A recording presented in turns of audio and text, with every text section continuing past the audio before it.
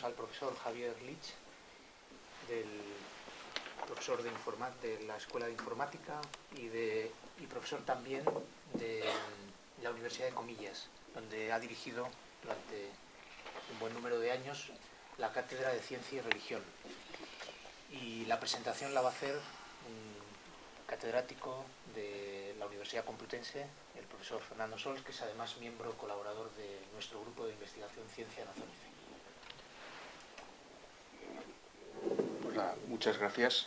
Pero para mí es un placer introducir a Javier Lich. Javier Lich es un sacerdote jesuita al que yo conozco desde hace muchos años. De hecho, bautizó a mi hijo mayor.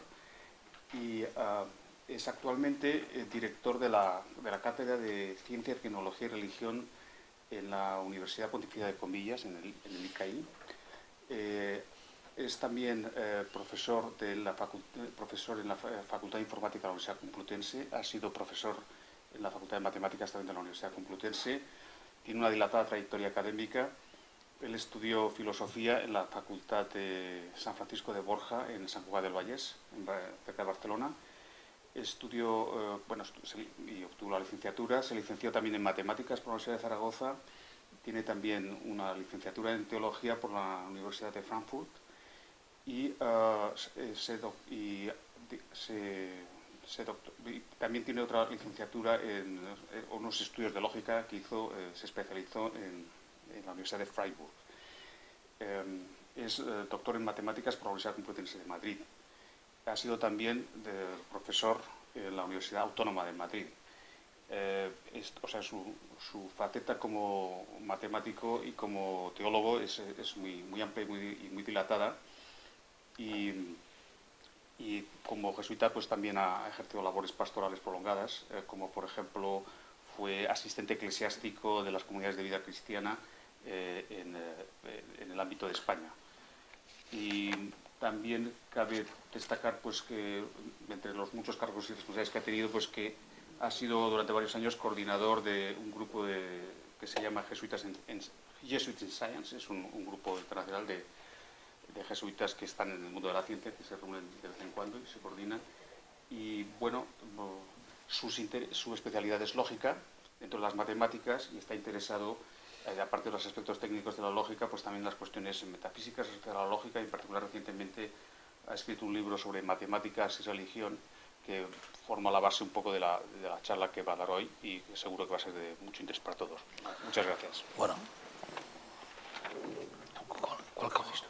Sí, bueno, muchas gracias, Fernando, por la amable presentación que me has hecho. Para mí es una oportunidad el poder hablar con ustedes.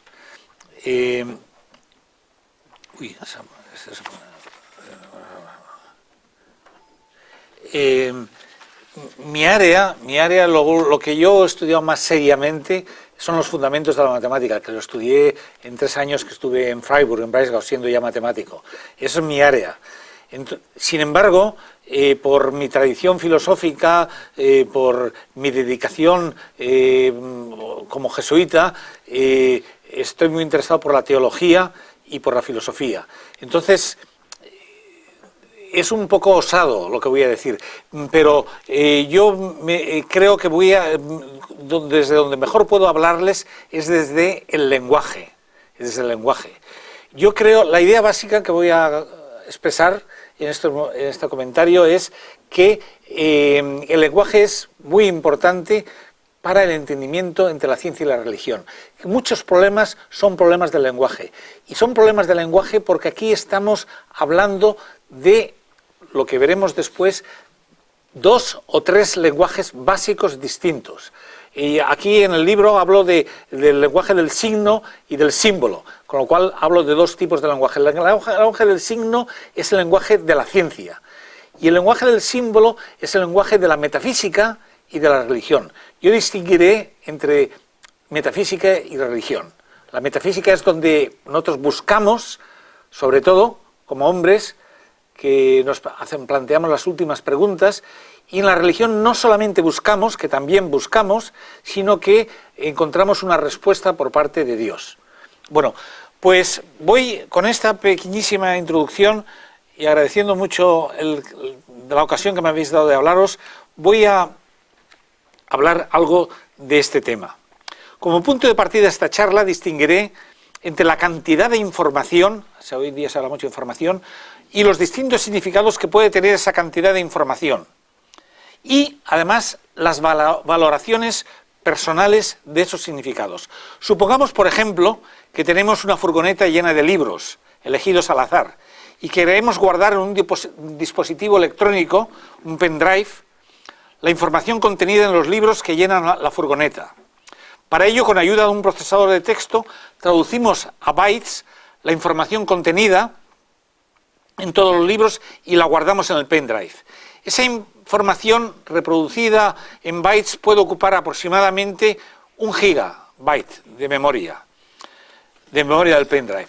Entonces lleno la misma furgoneta con otros libros, no elegidos al azar, sino como los anteriores, sino libros que yo he elegido y cuyo contenido tiene un significado importante para mí.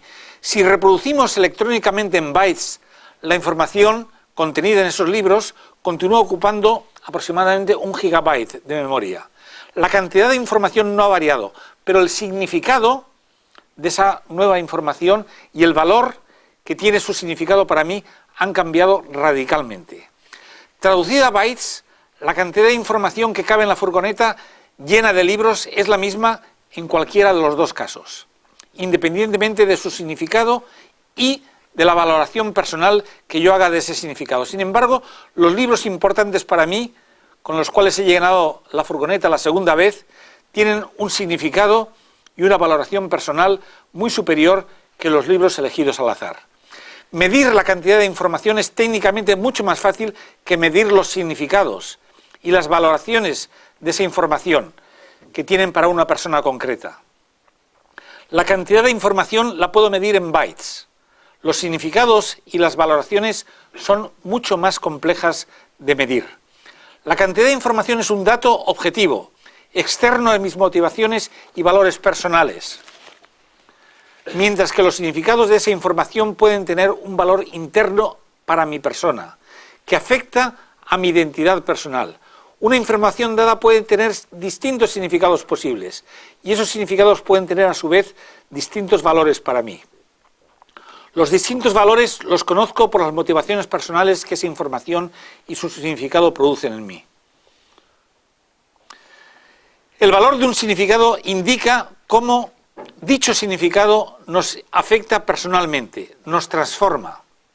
Los significados de una misma información pueden valorarse de forma distinta.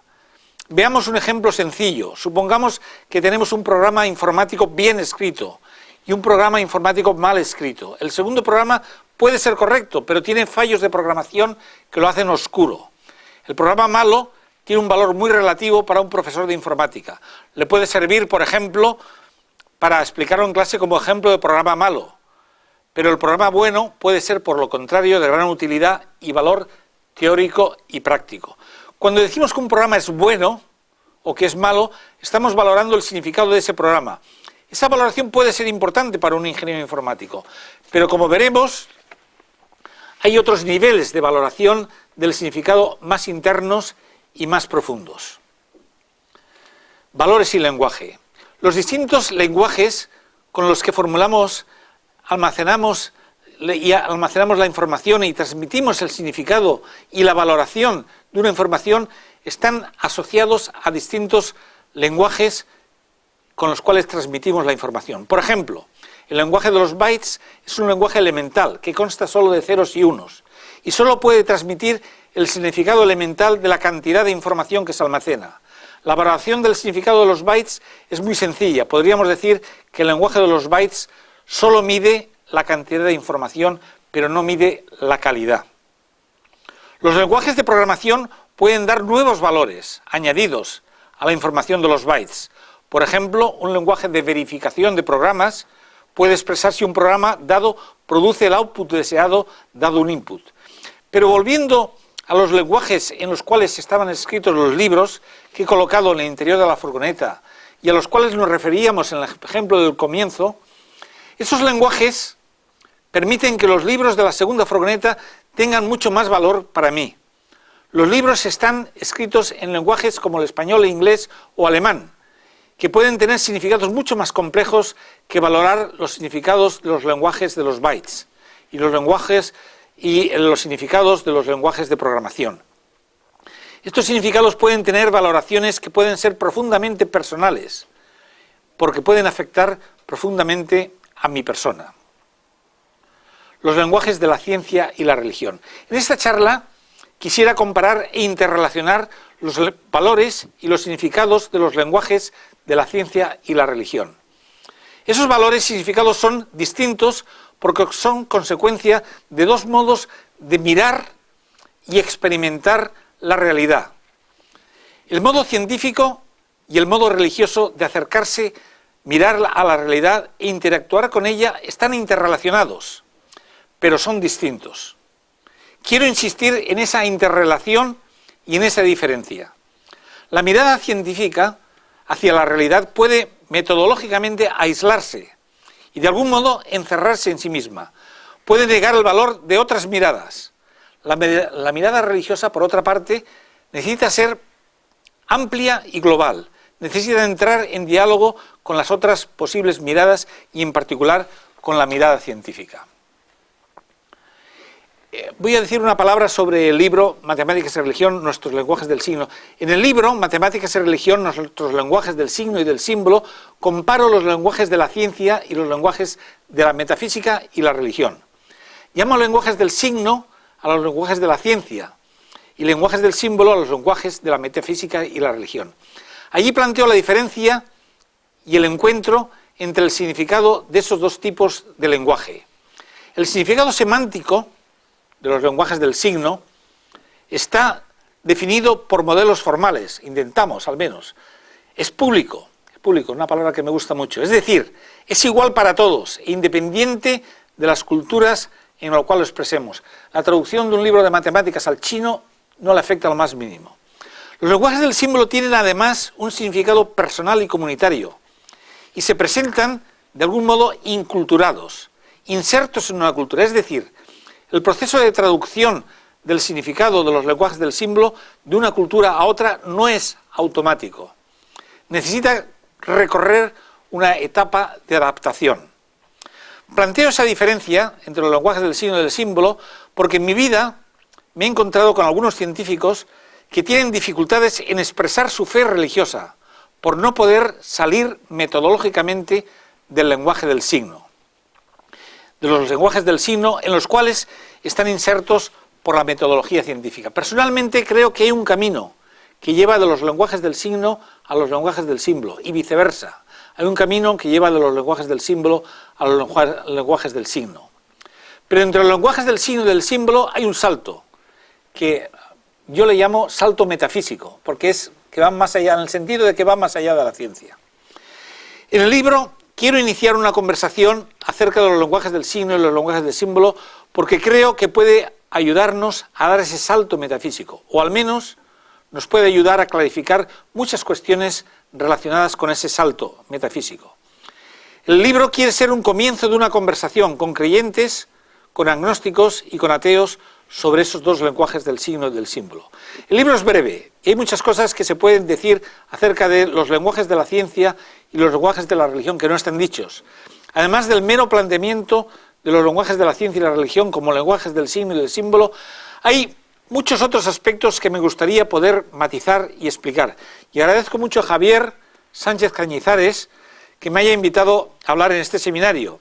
Intentaré hacer algunas reflexiones que están en el libro y otras complementarias sobre los lenguajes con los que expresamos distintos tipos de percepciones científicas y el lenguaje con el que expresamos nuestras experiencias con significado religioso y sobre las interrelaciones que hay entre esos lenguajes.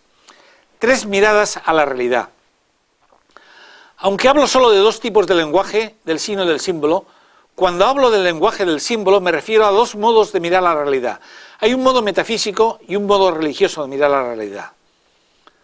La mirada metafísica a la realidad es consecuencia de la búsqueda humana, de un último sentido a la realidad.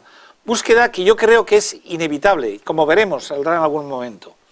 En la mirada religiosa, Dios trascendente al mundo se nos manifiesta. La realidad siempre es la misma, también hablaremos de eso, y es única, pero varía nuestra búsqueda de significado y nuestras motivaciones. El primer modo básico de mirar a la realidad que estudiaré será el propio de la ciencia. El segundo será el propio de una búsqueda que, como veremos, va más allá de la ciencia y que llamaré búsqueda metafísica. La búsqueda metafísica se apoya en la capacidad y en la necesidad que tiene el ser humano de hacerse preguntas que van más allá de la ciencia y que la ciencia no puede responder. El tercer modo será el propio de las religiones y en él se juntará la búsqueda metafísica con la escucha religiosa de Dios trascendente. En este último caso distinguiré entre la búsqueda de sentido y de significado interno de la realidad y la escucha trascendente religiosa de ese sentido y ese significado. En particular hablaré de esa búsqueda en el cristianismo. En esos tres modos de mirar la realidad se corresponderán con tres niveles de significado del lenguaje. En un primer nivel estará el lenguaje científico, formal, matemático. En un segundo nivel, el lenguaje metafísico. Y en un tercer nivel, el lenguaje religioso. Esos tres niveles del lenguaje no se pueden separar. Cada uno de ellos corresponde a un modo de acercarse a la realidad, y de algún modo, el segundo incluye al primero, y el tercero incluye a los dos anteriores. El primer nivel se ha vuelto últimamente importante, porque lo compartimos los humanos con los ordenadores, y ese conocimiento compartido ha dado lugar a lo que llamamos actualmente inteligencia artificial. Actualmente podemos decir que los ordenadores son los grandes manipuladores del lenguaje científico. Y no tenemos mucho tiempo a hablar de esto, pero el nivel científico yo creo que se puede manipular con los ordenadores. El segundo nivel es especialmente humano y no es alcanzable por el lenguaje de los ordenadores. Sobre eso tengo algunas cosas reflexionadas y escritas. Y el tercer nivel, los humanos podemos comunicarnos con Dios trascendente, que para los cristianos es un Dios personal. Significado público y motivación personal. Un rasgo que caracteriza a los lenguajes de la ciencia, que yo llamo del signo, lenguajes del signo, es que su significado es público, es decir, es igual para todos. Paradójicamente, muchos científicos encuentran una fuerte motivación personal en lograr un lenguaje con un significado totalmente público. Sin embargo, cuando queremos expresar las transformaciones personales y los movimientos internos importantes para la vida religiosa, personal y comunitaria, utilizamos otros lenguajes más amplios, que sin dejar de tener carácter público, incluyen la capacidad de expresar el carácter personal de las motivaciones. Lo digo ya ahora en un momento, la semántica es distinta porque el lenguaje que yo llamo del símbolo no lo acabamos de entender si de algún modo no nos transformamos. Tenemos que transformarnos para entender. En cambio, el lenguaje del signo es un lenguaje que está fuera de nosotros y lo entendemos como algo que está fuera de nosotros, fundamentalmente. Empezaré con un recorrido histórico sobre la evolución de los lenguajes de la ciencia que pienso puede ayudarnos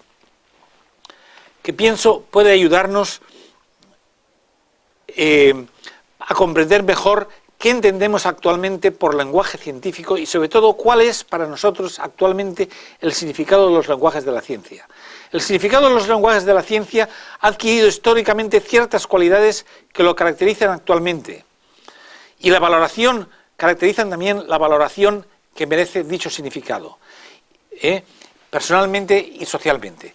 Vamos a ver a qué tipo de lenguaje nos referimos cuando hablamos del lenguaje de la ciencia. La mirada científica a la realidad.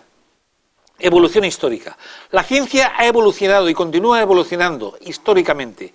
Un breve recorrido histórico por los momentos en los que el lenguaje científico ha ido adquiriendo la capacidad de expresar el significado que posee actualmente puede ayudarnos a comprender mejor el significado que posee actualmente el lenguaje científico y los valores que acompañan a ese significado.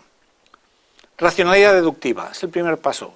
La racionalidad deductiva es uno de los primeros logros del lenguaje científico. La capacidad de expresar mediante el lenguaje la racionalidad deductiva permitió dar cohesión dentro de un único sistema a enunciados anteriormente dispersos. Antes de la civilización griega, en Egipto, Babilonia, India China, la matemática era normalmente o fundamentalmente inductiva. Había matemática, pero podemos señalar 3 momentos históricos ocurridos en Grecia que indican un avance importante en adquirir una racionalidad deductiva, estructurante. Primero, el teorema de Pitágoras, que del siglo VI a.C., que marca un hito en la historia de la racionalidad deductiva, con la demostración de un enunciado complejo con consecuencias importantes a partir de enunciados sencillos. Luego, en el siglo IV, los silogismos de Aristóteles son el primer ejemplo importante de racionalidad formal deductiva basada en el lenguaje. Y por último, una cosa importantísima, en el siglo IV a.C., los elementos de Euclides. Aparece ahí la primera descripción axiomática deductiva de los principales conceptos de la matemática conocidos por los griegos.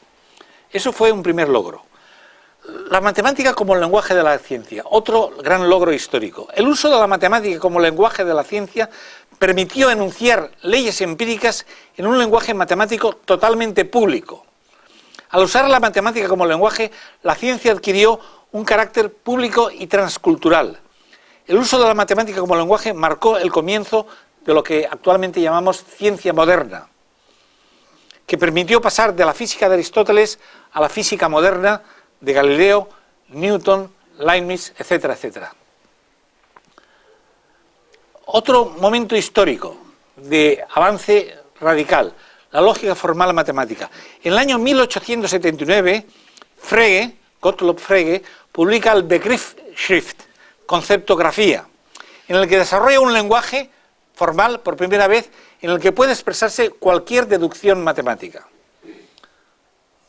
El formalismo matemático. A principios del siglo XX se piensa que se puede reducir la matemática a un sistema formal deductivo a partir de un conjunto de axiomas. Eso fue un ideal.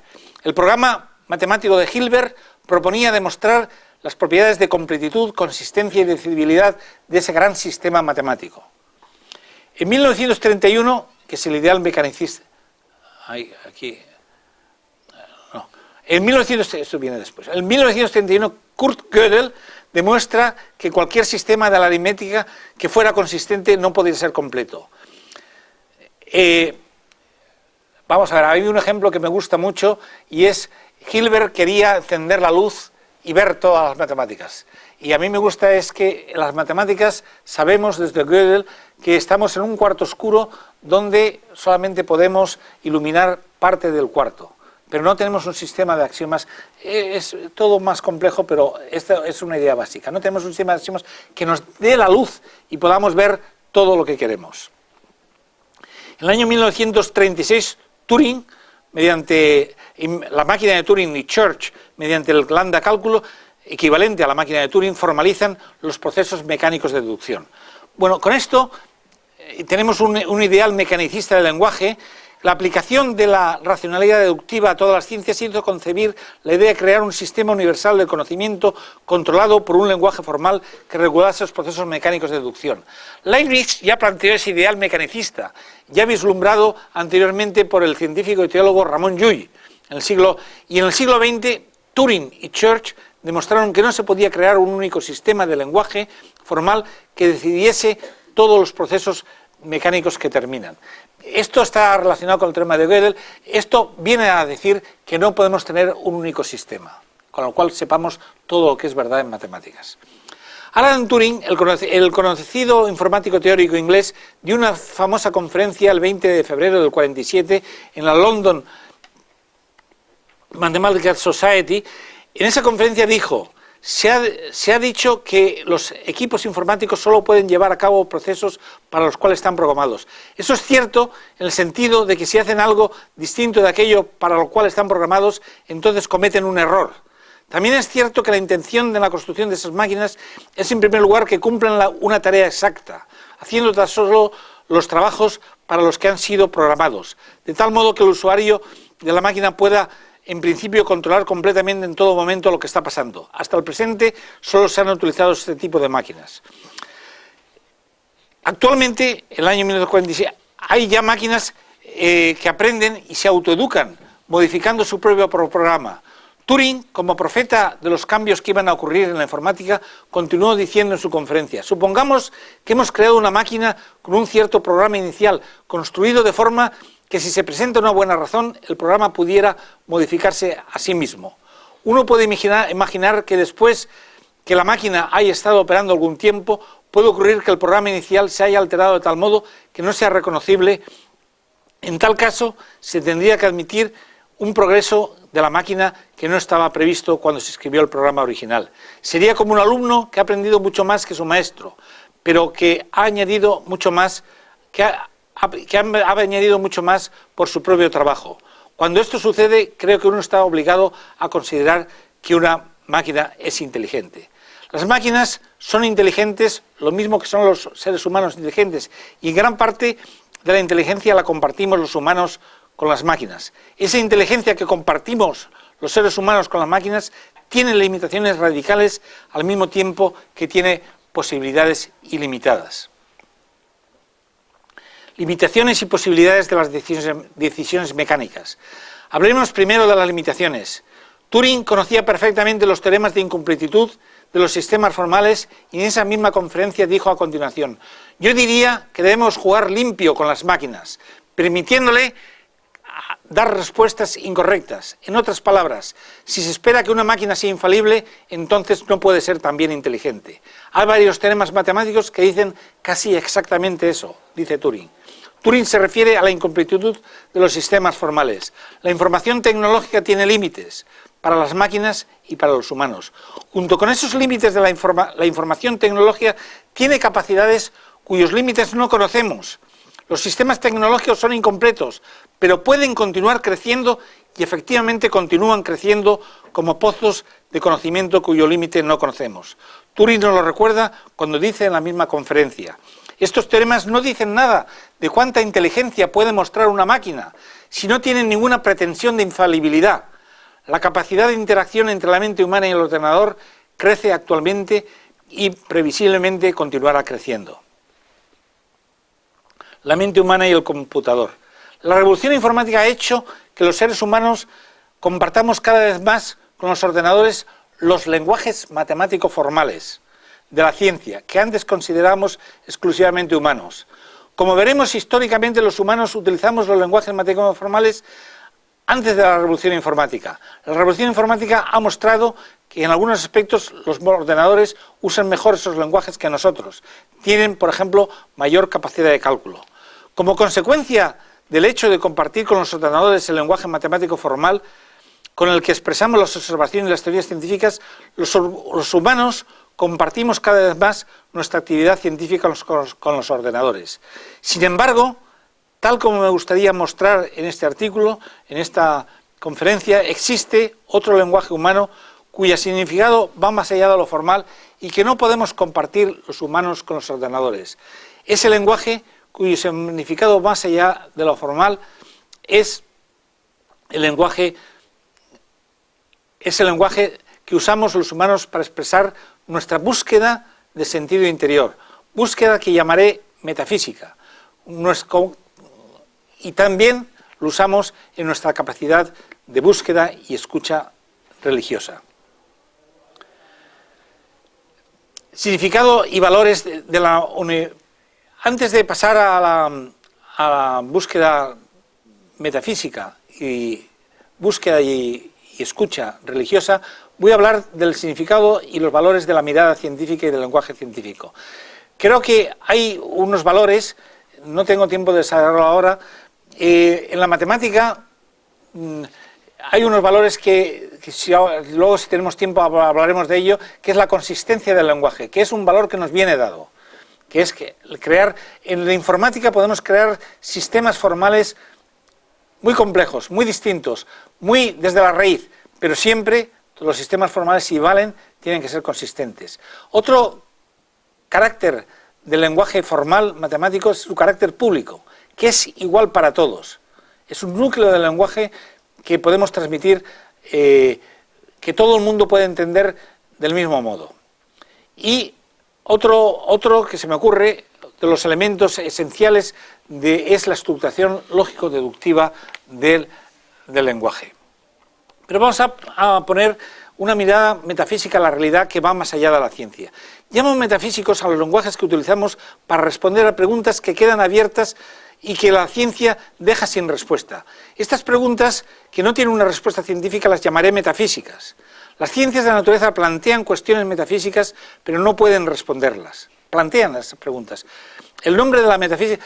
Hilbert, con su programa, quería convertir la ciencia en una metafísica. Quería encender la luz del cuarto. Y eso es un modo de convertir la ciencia en una metafísica. El nombre de metafísica para estos lenguajes se refiere al hecho de que trascienden el campo de las ciencias naturales.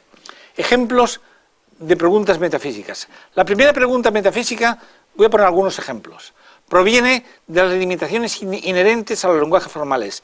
Estas limitaciones nos llevan a pensar que más allá de los lenguajes formales existen otras racionalidades.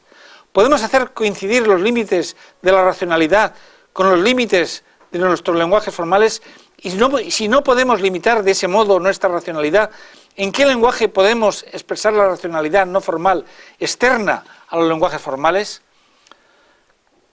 La segunda pregunta proviene de la creatividad de los lenguajes formales. Los lenguajes formales continúan creciendo y multiplicándose y no conocemos los límites de ese crecimiento.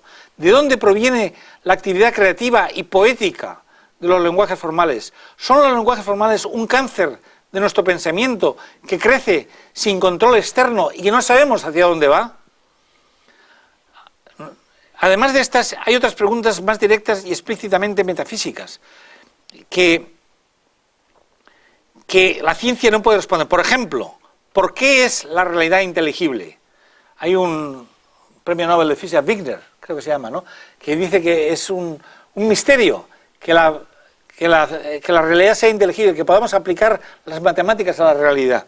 La ciencia asume que la realidad es inteligible y estudia las leyes que rigen esa inteligibilidad, pero deja abierto la pregunta acerca de por qué es la realidad inteligible. Algunas ciencias de la naturaleza, como la neurociencia, estudian las leyes causales de la inteligibilidad, pero todos ellos asumen una hipótesis no demostrada, y es que la realidad es inteligible. La metafísica se plantea la pregunta, ¿por qué es la realidad inteligible? Otra pregunta es, ¿por qué? Para mí esa pregunta como matemático me gusta mucho, porque a esa no podemos renunciar. Hay distintas teorías sobre la fundamentación de la matemática, se puede ser más constructivo, pero lo que no se puede renunciar es al principio de no contradicción, al principio de consistencia. ¿Por qué nuestro lenguaje es consistente? La ciencia también presupone que el lenguaje humano es consistente, ya que sin consistencia no puede haber pensamiento lógico. Pero la ciencia deja abierta la pregunta de por qué el pensamiento humano es consistente. La ciencia acepta la necesidad de la consistencia pero como un hecho de nuestro pensamiento, pero la ciencia no explica por qué se produce este hecho. Y por último, la gran pregunta metafísica, ¿por qué hay algo? Esa es quizás la gran cuestión más radical de la metafísica. Para filósofos como Leibniz y Heidegger, esta es la cuestión central de la metafísica. Esa es la última pregunta que no tiene una respuesta científica. La ciencia siempre presupone la existencia de la realidad, presupone que hay algo. Las preguntas metafísicas sobre las relaciones últimas permanecen cuando nos encontramos con respuestas científicas sucesivas a nuestras preguntas sobre la realidad de las cosas. Las respuestas a las preguntas metafísicas no son analíticas, son globales y afectan a la actitud personal que tenemos cada uno de nosotros hacia la realidad global del sujeto que contesta a estas preguntas. Existen diferentes posibilidades de posibles respuestas a las preguntas metafísicas y no es la misma actitud que tenemos si respondemos de un modo a la pregunta metafísica que si respondemos de otro modo. No es lo mismo ser agnóstico que ser panteísta que ser teísta. Existen distintas posibles respuestas a las preguntas metafísicas. La semántica de los lenguajes metafísicos no es meramente formal, es personal y comunitaria. Y cuando respondemos a esas cosas, generalmente buscamos apoyos comunitarios. Es decir, incluye explícitamente, junto con aspectos objetivos, matemáticos formales, significados personales y comunitarios que solo se entienden desde los movimientos internos de quien usa esos lenguajes y que por lo tanto, y de las motivaciones internas, y por lo tanto no son públicos en el mismo sentido en que lo son los lenguajes formales. Voy a hablar, antes de pasar a lo religioso, de la pretensión metafísica de fundamentar la matemática.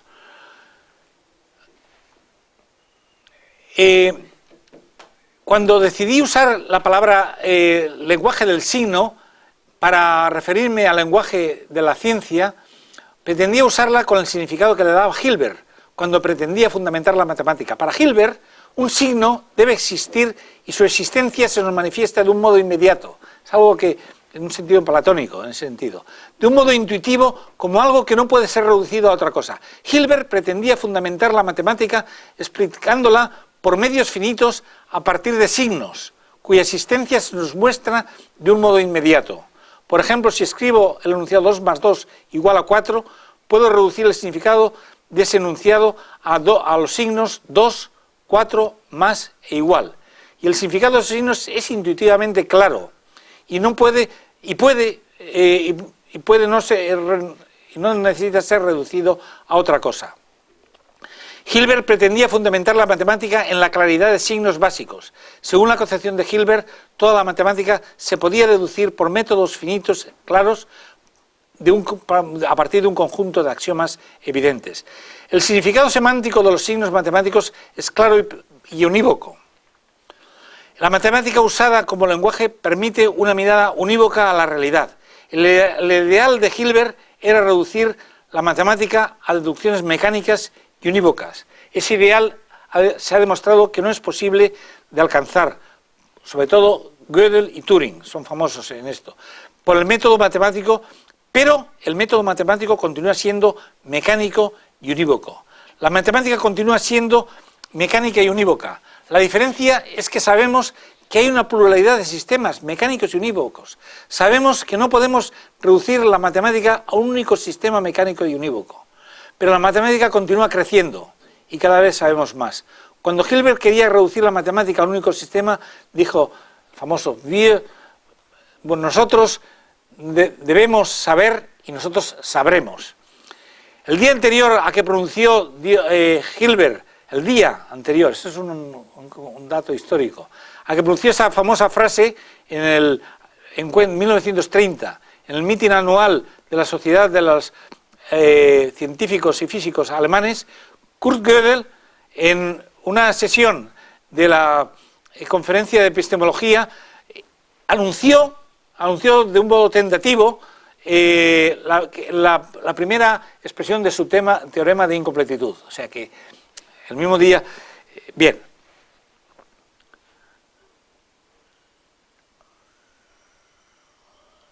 Bien.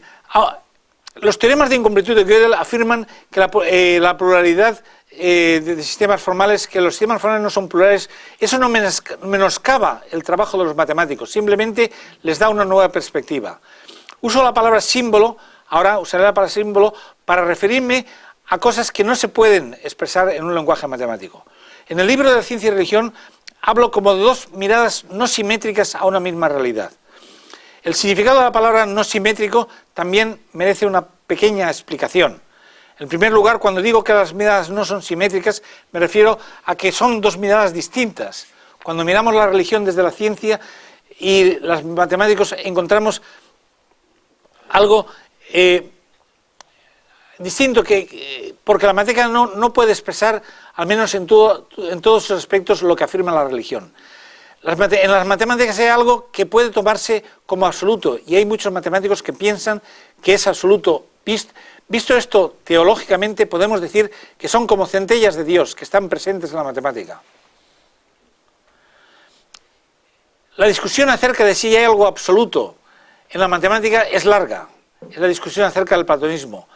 Cuando miramos al mundo desde la matemática puede ocurrir que descubramos algo de carácter religioso definitivo, pero cuando miramos al mundo desde la religión, siempre hay una apertura a la religión, a la visión científica. Sin embargo, cuando miramos al mundo desde la matemática, puede haber una cerrazón hacia la religión.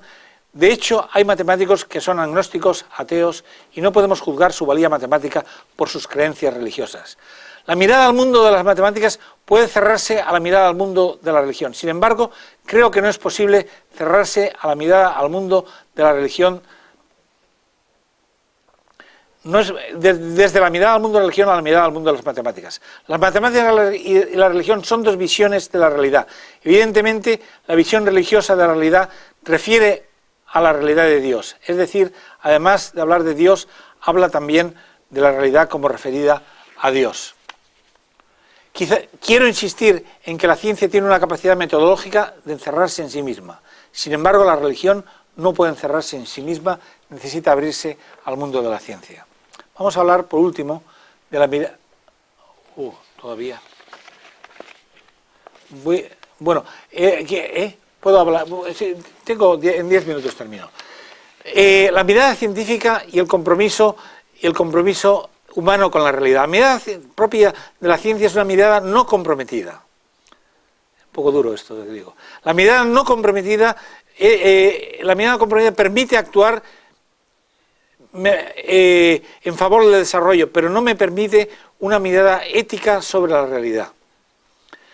La mirada éticamente comprometida produce otro tipo de información que transforma al sujeto. Las religiones no hablan solo del control técnico de la realidad, sino del servicio, hablan de misericordia, hablan de compromiso con los débiles. La mirada religiosa, es que esto está un poco adelantado por lo dicho aquí. La mirada religiosa busca una transformación del sujeto que lleve a amar a Dios sobre todas las cosas y amar todas las cosas sobre Dios. La compasión aparece en todas las grandes religiones, de un modo o de otro. La compasión afecta al sujeto que conoce, le muestra cómo siente, cómo está actuando con la realidad, cómo la realidad le afecta a él, cómo nos afecta a nosotros, cómo afecta al desarrollo de la humanidad y de la civilización. ¿Hasta qué punto el desarrollo tecnológico tiene un eco personal en mí mismo, en nosotros? Frente al conocimiento objetivo separado de nosotros, que podemos expresar con signos, tenemos el conocimiento del símbolo que se caracteriza porque no podemos entenderlo si no hay en nosotros una transformación personal. Se trata de dos miradas distintas a la realidad, una que situamos en el ámbito de la ciencia y otra que situamos en el ámbito de la metafísica y las religiones. La mirada de la ciencia es una mirada objetiva.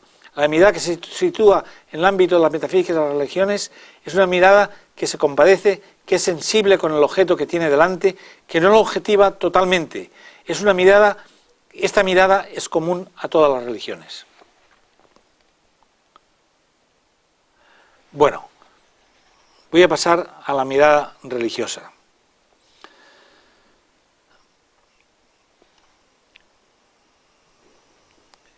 Hasta ahora he hablado de dos miradas a la realidad. La mirada científica contrapuesta a la mirada personal y humana, que incluye como elemento esencial la implicación personal. Voy ahora a hablar de tres miradas a la misma realidad y de nuestra relación personal con la realidad. La primera mirada era la búsqueda científica, la segunda mirada es la pregunta metafísica y la búsqueda metafísica, que aparece allí donde termina la ciencia, y la tercera mirada es la de la escucha religiosa.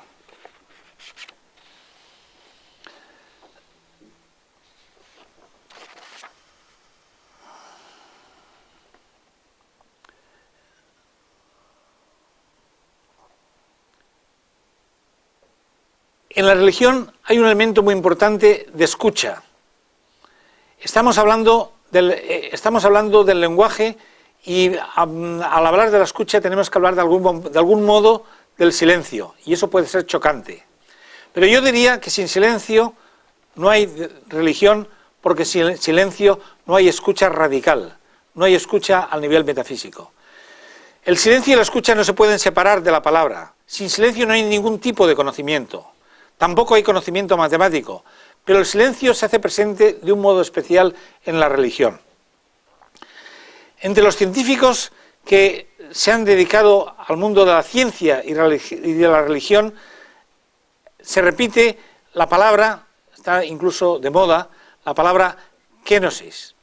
La palabra kenosis nos ayuda a entender el vaciamiento de Filipenses capítulo 2, 5-11, como la kenosis, los científicos de la ciencia y religión la entienden no únicamente el vaciamiento que tuvo Jesucristo con la muerte, con su muerte y su entrega radical en la muerte, sino también el vaciamiento de Dios en la creación cuando dio unas leyes a la naturaleza que dejó que se cumpliesen.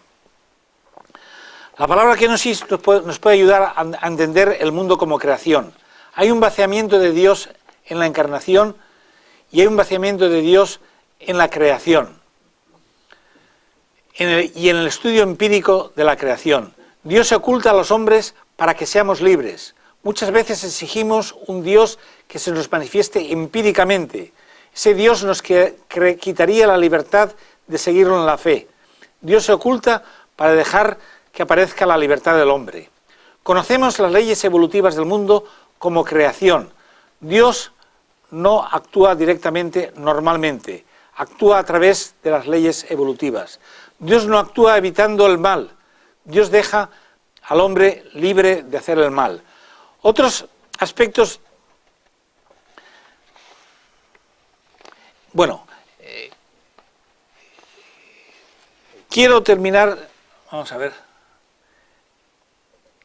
decir una palabra para terminar sobre la escucha cristiana.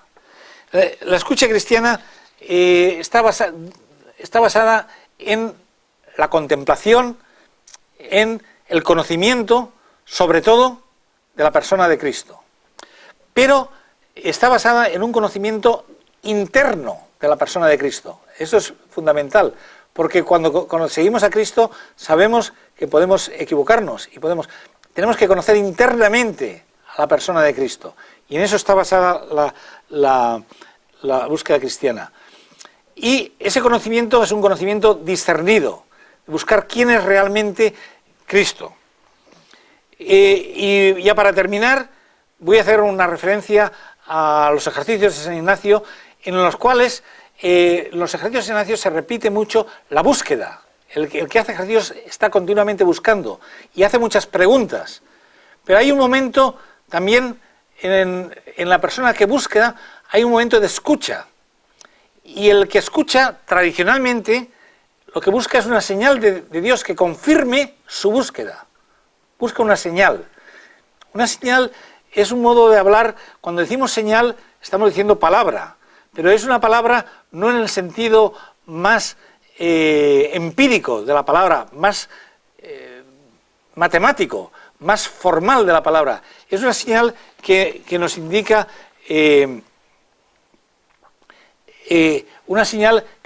que vamos por el buen camino.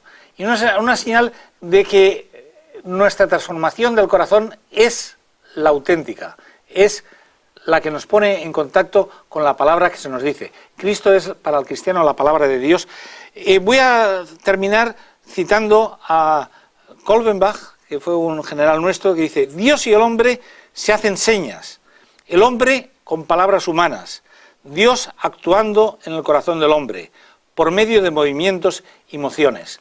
Bueno, no digo que los movimientos y emociones sean lo único.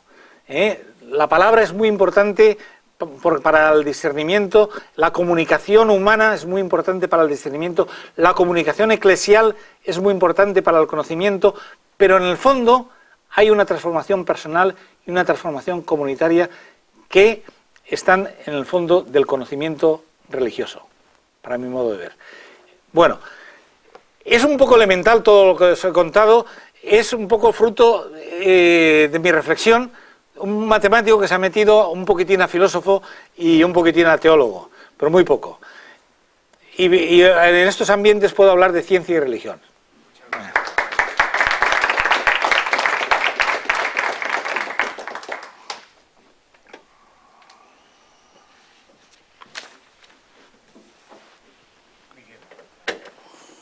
Muchas gracias, Javier, por tan interesante conferencia que nos has dado para reflexionar. Y entonces vamos a iniciar el coloquio sobre la ponencia del profesor Lich. ¿Preguntas, Javier? Bueno, lo primero que iba a hacer es también agradecer la presencia del profesor Lich, porque ha tenido una situación familiar complicada y ha también querido estar con nosotros, ha tenido esa gentileza de venir hoy que era complicado y muchas gracias añadidas, ¿no? Bueno, yo quería preguntar, y me ha encantado la charla, cuando me enfrento con el lenguaje, desde un punto de vista quizás muy del hombre de la calle, yo veo como 3 niveles muy fundamentales, que son el del sustrato material, el de la naturaleza, que necesita todo lenguaje, el de la sintaxis y el de la semántica. Entonces quería preguntar si esos 3 niveles son irreducibles uno a otro, o si puede haber una reducción, por ejemplo, de sintaxis a la naturaleza. Por ejemplo, la naturaleza, la física, tiene sintaxis. Por ejemplo, los ordenadores pueden tener una protosemántica. ¿Podría haber una protosemántica en los ordenadores? Sí, bueno, aquí hay muchísimo que hablar, porque mi tesis doctoral es en teoría de modelos, que tiene que ver mucho con la semántica formal. Tú sabes que, bueno, aquí has planteado, vamos a ver, has planteado muchas cosas. Los lenguajes formales, matemáticos, tienen una semántica conjuntista, donde la realidad son conjuntos, desarrollada por Tarski. Y eso ha sido un hito histórico, y es la primera vez en que se explicaba desde un lenguaje a un modelo, se explicaba con claridad qué es la semántica formal. Bueno, esto está todo a un nivel de modelos formales. Los físicos hablan de modelos. Yo en mi libro es muy elemental, no lo recomiendo porque además hablo de cosas muy serias y hablo muy aprisa. Pero hablo de experiencia a 2 niveles. Experiencia, yo digo, percepción matemática, modelos formales, percepción empírica, modelos, el modelo de Bohr, por ejemplo, que es un modelo, y luego se sube al nivel del lenguaje, donde se intenta el modelo de Bohr matematizarlo y explicarlo a nivel formal. Eso es el nivel formal. Todo eso, yo ahí hablo de signos formales y signos representativos. En la hoja del signo, y solamente he hablado de signo, pero es que hay unos signos formales que son los signos de la matemática, y los signos representativos que son los signos que como eres físico, que os inventáis los físicos para explicar las cosas, que luego hay que matematizarlos. Signos representativos, que son representativos de interpretación formal. En mi opinión, los signos representativos de la física tienen una vocación formal, tienen vocación de poderse expresar matemáticamente y poderse explicar matemáticamente, tienen vocación formal. Por lo tanto, para mí, eso es el mundo del signo, que es, yo no he dicho muchas cosas, una de las cosas más triviales que ayer lo hablamos precisamente, es que cuando intentamos en física, una de las cosas que hace la física abierta es que la física cuántica, intentamos explicar los hechos, no nos sirve una única teoría. Tenemos que jugar con partículas y ondas y no sé, jugar con teorías, y es decir que ahí tenemos problemas en el lenguaje del signo representativo, al pasarlo al signo formal. Hay un salto, pero en cualquier caso se trata de lenguajes objetivantes y públicos. Lenguajes objetivantes y públicos. Y para mí la gran diferencia es que el lenguaje objetivante y público no compromete a la persona. Está ahí. Y necesitamos comprometernos por muchas razones. He insinuado algunas, por razones teóricas y por razones prácticas. La tecnología está transformando el mundo y el mundo nos pide que nos comprometamos con él. Hay muchas razones para... Lo he insinuado un poquitín. Hay muchas razones para comprometernos. Entonces, cuando hablas de... yo lo que quiero sacar al lenguaje, del lenguaje puramente del signo, y quiero pasar al lenguaje del signo, pero no te creas que es fácil entenderlo. No es fácil. Ese salto Yo lo he hablado con mucha gente, pero es un salto metafísico que hay que dar. Y ese salto del lenguaje del signo al lenguaje del símbolo, yo creo que es necesario para aclararnos. Y es otro lenguaje distinto. Una cosa que estaba hablando antes es que el lenguaje del símbolo contiene al lenguaje del símbolo. Eso lo he escrito de algunas formas. Por ejemplo, en la inteligencia artificial, todo se puede traducir a inteligencia artificial, todo. Lo que pasa es que lo empobreces. Es como le sacas una foto y lo has estropeado ya. Pero toda conversación humana, eso es la gran riqueza de la inteligencia artificial, que podemos formalizar cualquier cosa. Podemos formalizar cualquier cosa, la podemos formalizar, pero la estamos estropeando. No es tan sencillo. Si tú miras en Amazon, hay 3 críticas de mi libro, 2 que me ponen muy bien, pero que son jesuitas, y un señor que me pone muy mal, me dice que soy un empirista, que estoy volviendo al positivismo. Bueno, yo es que creo el valor del lenguaje formal, creo en el valor, pero es un valor muy relativo.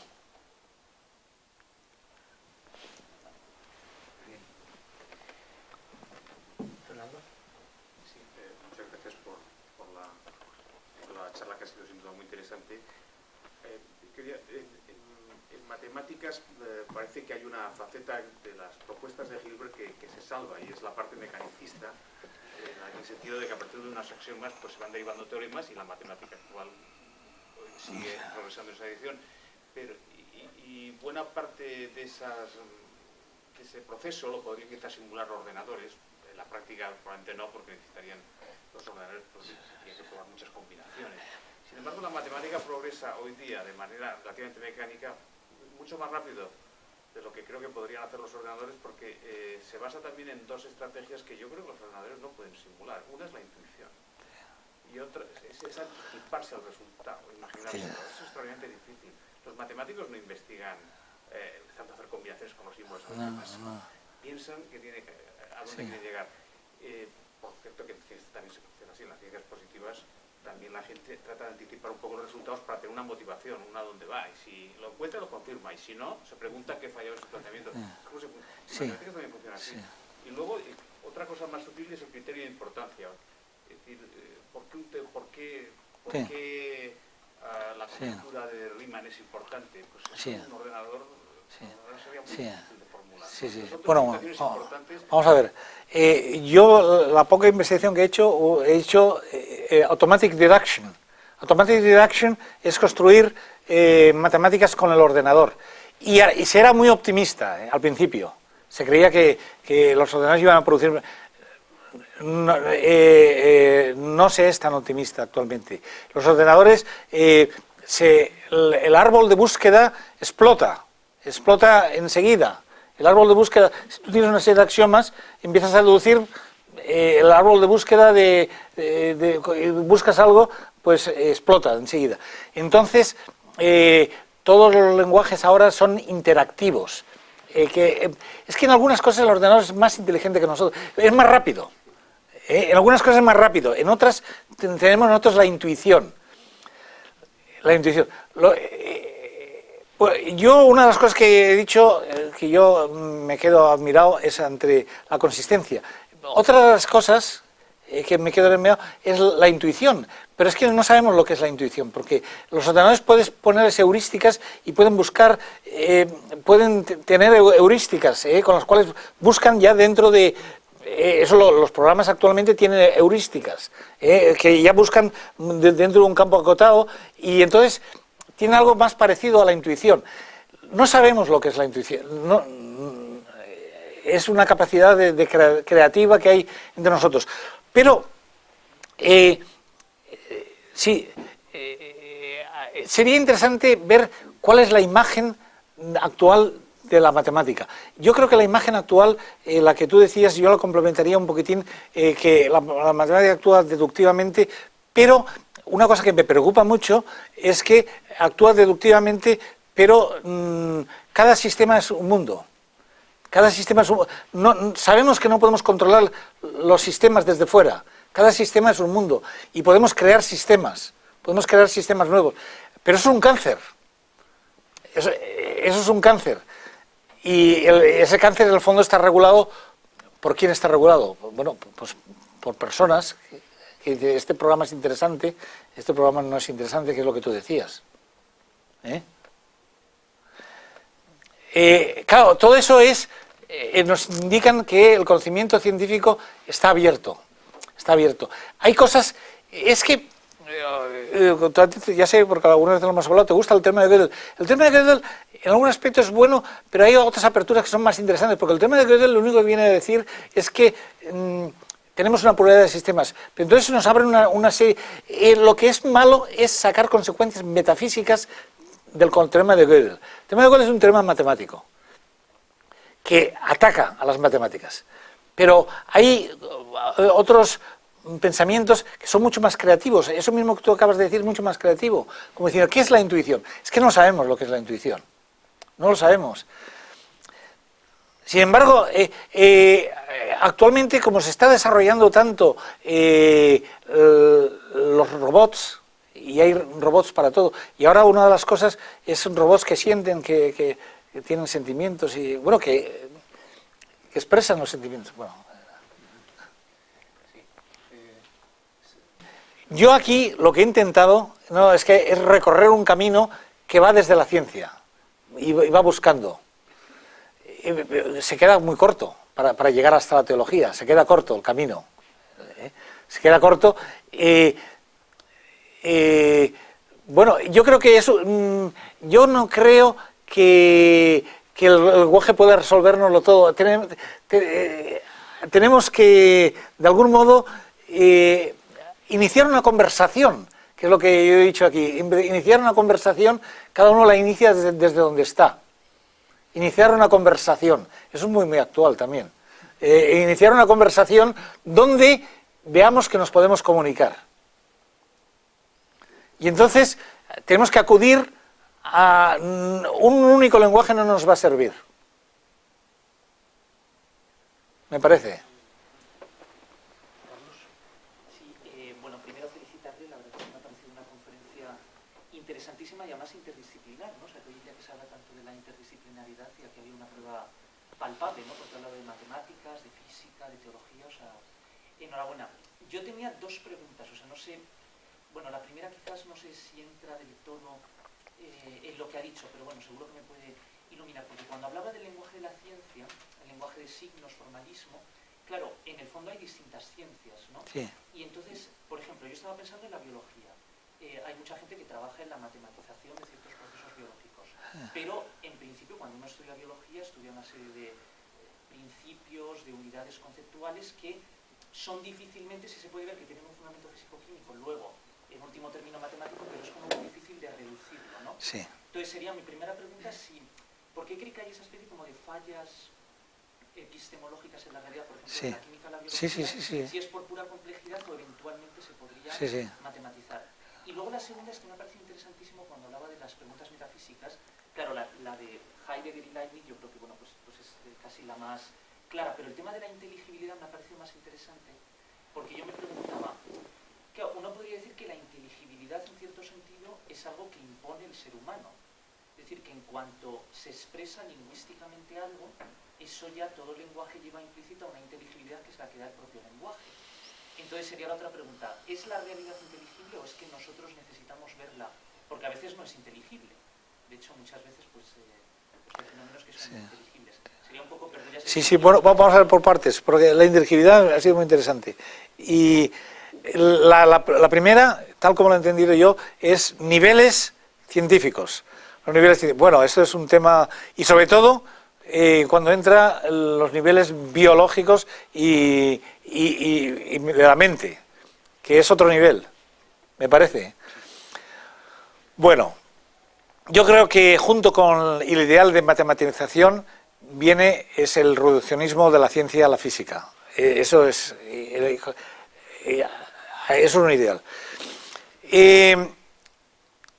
La matematización del lenguaje científico unifica, tiende a unificar y tiene muchos problemas.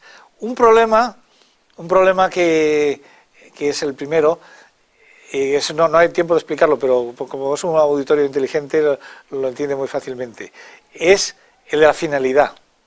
El de la finalidad. En física podemos prescindir un poco de la finalidad, pero en biología y en neurociencia es muy difícil. Y la pregunta es, ¿cómo hablas tú de unas causas distintas de otras cuando tú solamente usas fórmulas matemáticas? ¿Cómo hablas de que unas causas sean distintas de otras? Las fórmulas matemáticas, una causa es una relación. Para un matemático, para un físico, esto es causa del otro cuando puedo ponerlo en relación. Y siempre que aparece esto, aparece lo otro. Entonces, está todo el tema de la finalidad, que es un tema de ciencia y religión serio. Y el tema de la finalidad... Bueno, entonces, cuando saltamos a la biología, de la química la vamos a dejar estar de momento, pero cuando saltamos de la física a la biología, empiezan modos raros de hablar de la finalidad. No sé, yo es que no soy biólogo, y cuando entramos a la neurociencia, aparecen de nuevo modos raros de hablar de la finalidad, porque no podemos hablar de la finalidad. ¿Por qué? Porque no son hechos aplicables tecnológicamente. Es decir, lo que expresamos en un lenguaje matemático se puede luego utilizar tecnológicamente. Lo que expresamos en un lenguaje finalista no podemos aplicarlo tecnológicamente. Bueno, entonces, aquí, si no eres reduccionista, entonces hablas de jerarquía de ciencias. Hay gente que habla de jerarquía de ciencias. Pero jerarquía de ciencias, entonces, hay mucha complicación diciendo qué es lo que estás diciendo cuando subes en la jerarquía de las ciencias. ¿Qué añades de nuevo? ¿Qué añades de nuevo? Yo creo que hay jerarquía. Tendría que haber... Bueno, o quizás la ciencia va por un camino en el cual va a haber jerarquía de ciencias y va a haber gente que explique cosas en neurociencia, incluyendo la finalidad. Eso no lo sé.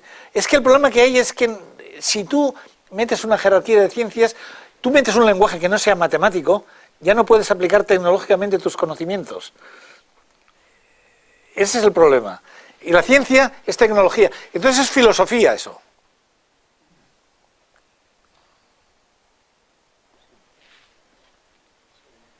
Yo una apreciación.